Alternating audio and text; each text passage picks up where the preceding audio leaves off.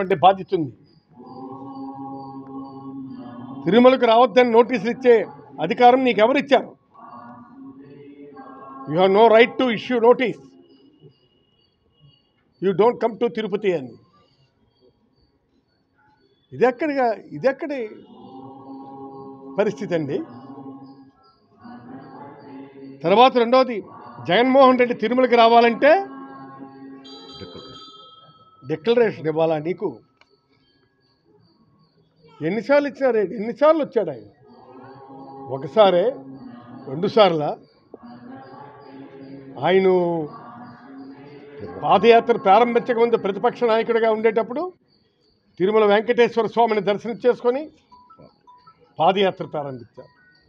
తిరిగి మళ్ళీ కంప్లీట్ అయిన తర్వాత కూడా కాలినడకతో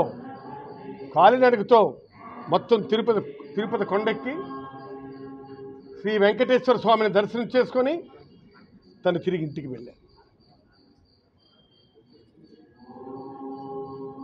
తర్వాత ఆయన హిందువుల మనోభావాలను దెబ్బతీశారు. ప్రతి ఒక్కటి డైవర్సిఫికేషనే. ఇవాళ నువ్వు నోటీసులు ఇవ్వాలి, తర్వాత నువ్వు డిక్లరేషన్ ఇవ్వాలి అనడం కూడా ఇది కూడా డైవర్సిఫికేషన్. ఏముంది? వాళ్ళ నాయన ఒక 10 సార్లు 15 సార్లు ఎన్నిసార్లు వెళ్ళారో తెలియదు.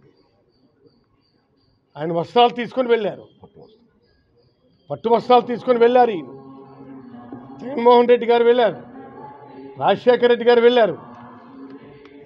అప్పుడు లేని డిక్లరేషన్ ఇప్పుడేంటండి? This is not correct. ఇది అందుకు ఎన్నిసార్లు పట్టు వస్తారు సార్. తర్వాత జగన్మోహన్ రెడ్డి సుదీర్ఘ పాదయాత్ర కూడా చేసేటప్పుడు వెళ్ళారు, మళ్ళీ వచ్చేటప్పుడు తిరిగి వెళ్ళారు. ఇప్పుడు నోటీస్ ఇవ్వడం ఏంటండి? డిక్లరేషన్. ఇది సరైనటువంటి పద్ధతి కాదు.